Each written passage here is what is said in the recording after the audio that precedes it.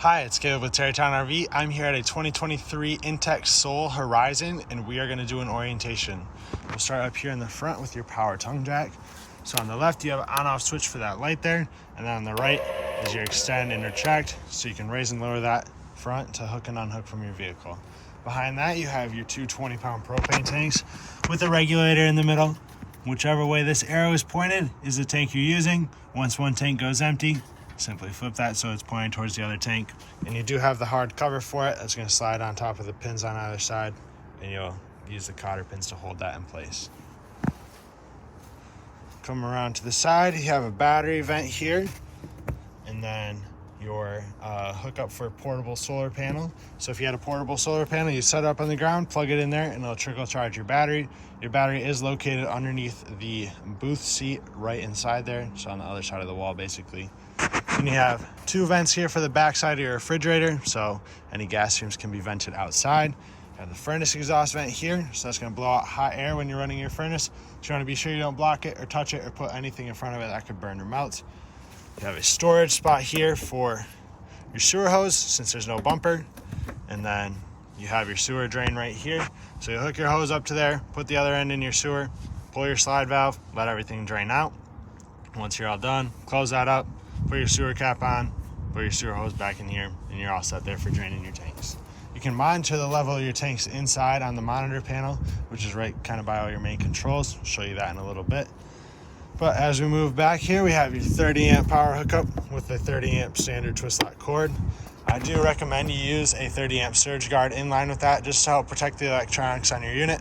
It's a lot cheaper to replace a surge guard in the event of a power surge than it is to diagnose and repair electrical. To the right of that is your input for cable and satellite. So if you had a portable satellite dish, or if you had cable wherever you're staying, you can hook your coax up to there. Your water hookups are going to be in this compartment. You have your fresh water tank fill. It's just a gravity feed, so you stick your hose in there, turn it on, and that'll go into your fresh tank. You can monitor the level of that on the monitor panel once again. And then you have your city water connection here. If you're hooked up to water full time, just leave that hooked up, turn it on, and that'll be what creates your water pressure. This will be your water heater down here. This is gas and electric. The switches for that are going to be inside as well. You have your anode rod here. Over time, this is going to corrode, so you'll have to replace it every 2 or 3 years. That is completely normal. This corrodes so that the tank on here doesn't corrode. But this will slide down into your drain here as well. It's also the plug, so you'll tighten that down with a 1 1/16 inch socket. And then once you turn your water on, the tank here is going to start to fill. Before you turn it on gas or electric, be sure that there's water in the tank. To do that, you can pull on your pressure relief valve. Pull on that. When water comes out, that will signify there's water in the tank, and then you're good to turn it on. When you're all done using it, I would take your anode rod out, let the water drain out from the tank there. Just set your anode rod aside. That way, you don't have any water just sitting in the tank, and it doesn't corrode your anode rod as fast. You have some little storage back here. So you have your cover for the front windshield. You have some griddle parts back there, and I believe these are awning pieces here as well. The door's just held up by a magnet there. It's got a twist lock on it. On the back, you have hitch receiver down on the bottom for like a cargo rack. And you are prepped for a backup camera right up here. Come around to the door side, and you have your outdoor kitchen. Push this red tab to release the slider, and then pull it out, it'll lock in place. And you have the griddle, so that griddle top once again is over on the other side, a little storage, and then the outdoor power cooler. That door, as you can see, opens up either way, just whichever handle you use to release that. And then all your temperature controls are here. You can use this as a fridge or as a freezer. It's all dependent on how cold you set it. And it is 12 volt as well as 110. It's got two separate plugs on the back of it that are kind of tucked way back in the corner there. For your griddle here, you have propane line that comes out the back of it, and that is going to go down into your LP quick connect there, which is tied into the two propane tanks up front. Just be sure you disconnect that when you're done with it, otherwise it's going to get stuck on the door track there, or the slide track. When you push this in, just give it a little tug, make sure it's actually latched in place there, so it doesn't slide around and damage your door here. And then just close your compartment door. When you're done, that has the 2 twist locks on it, and once again, a magnet to hold that up. You do also have an outdoor sprayer here. So there's a blue coil slinky hose here that's going to go into this quick connect, and you have water. So if you're going to wash dishes or something when you're out here, or you want to wash your hands off as you're cooking, or utensils, anything like that, you can use that sprayer right there. You do also have 2 110 outlets right here with the weather cover over top, and the power awning as well right up there. Switch for that is going to be inside, which we'll head in there next. So just inside the door, you have some light switches. So porch and exterior front accent, those are both outside. Then you have dinette accent, which is going to do the light underneath the front. You have cabinet accents, which is going to do all the blue lights up in your cabinets. Main lights is going to do your main ceiling. And then you have bedroom lights, which is going to do the 2 lights in the back. There is also a separate switch on the wall right there to do the 2 bedroom lights from near the bed. You have kitchen accent here as well. That's going to do your LED right there. And we have the awning control. So awning in and awning out. Simply hold down awning out until the awning is fully extended. Same thing for retracting it. So hold down awning out. It's going to start to extend there.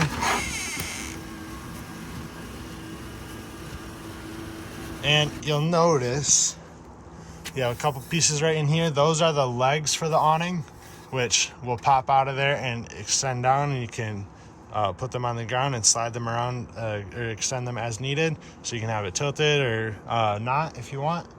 So that'll be how you do the awning, and just once again hold down in to run it in. It'll stop once it gets up against the side. It will also stop once it's fully extended. Just like that. We can work our way through the kitchen now. So we have the 2-burner stovetop.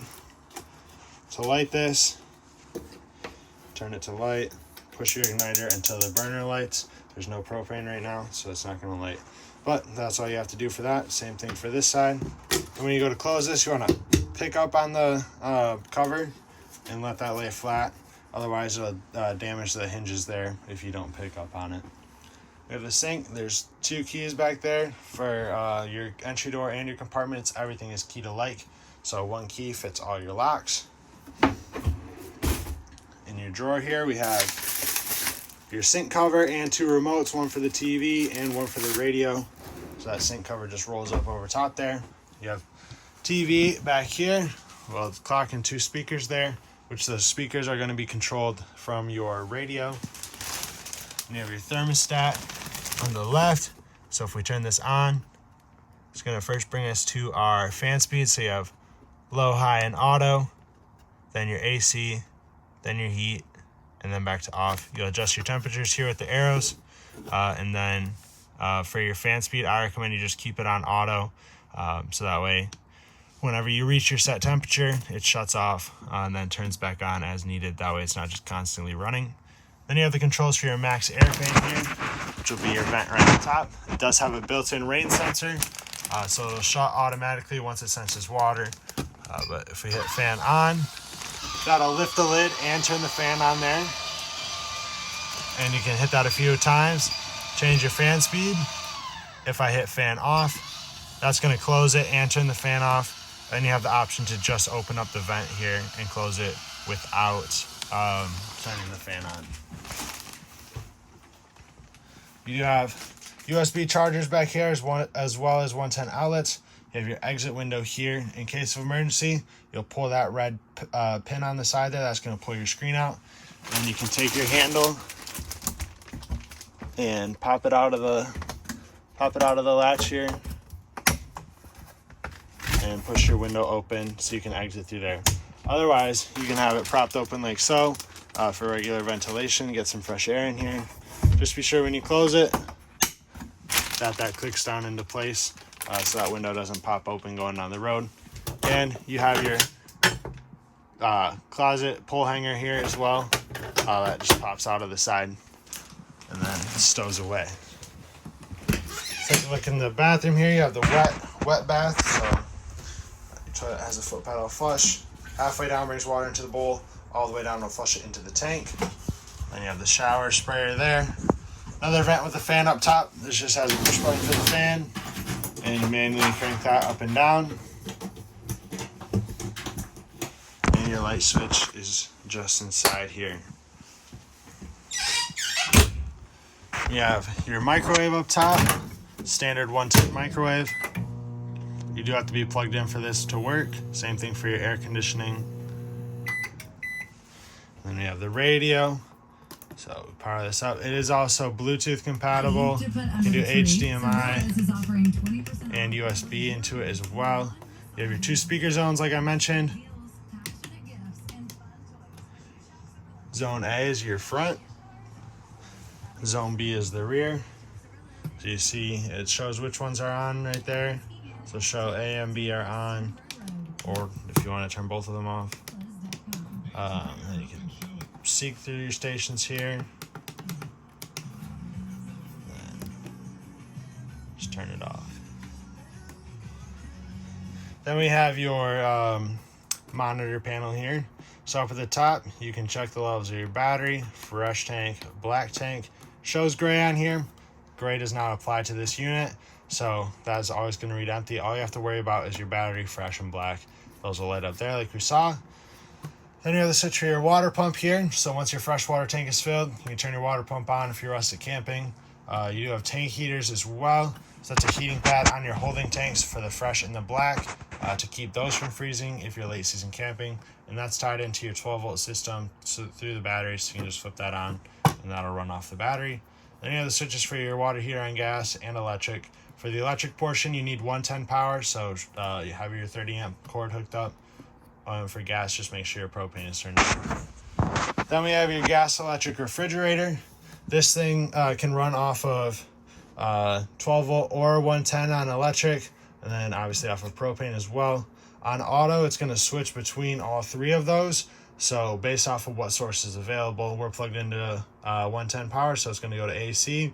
If we weren't plugged in and we had the battery hooked up, it would go to DC. If that wasn't hooked up, it would switch over to gas and run off the propane. Otherwise, you can set it to run off of just gas. If this check light comes on, that means it failed to light on gas. Generally, that means your tanks are empty or closed. So either fill them up or open the tanks up and then turn it on and off again to reset, and it'll redo an ignition cycle. And then you have your temperature control here on the right, 1 to 5, 5 being the coldest. Below that is your furnace. So that's where the hot air will come out of. You have charging station up top here, battery disconnect as well, so you can turn 12 volt off to the unit if you want to. Generally, if you want to have your batteries charged, whether you're hooked up to shore power or through your 7-way, you'll want this in the on position. Then we have your breaker box and fuse panel here. All of that is labeled on the lid there. Last thing is going to be your U-shaped dinette up front. If you do want to turn this into a bed, you can remove the tabletop and leg, and in the compartment overhead you have a cushion and the smaller leg for putting it into a bed. So that smaller leg is about half the size, and then it lines it up with the rest of the cushions there, so it's all on one level. And for the battery box, to access that, you'll just remove these cushions, and there's an access panel right here to the battery box. But that'll be everything inside of here. Hope this video is helpful to you. If you have any questions, please feel free to reach out. We'd love to get those answered for you. And thank you for choosing Terrytown RV.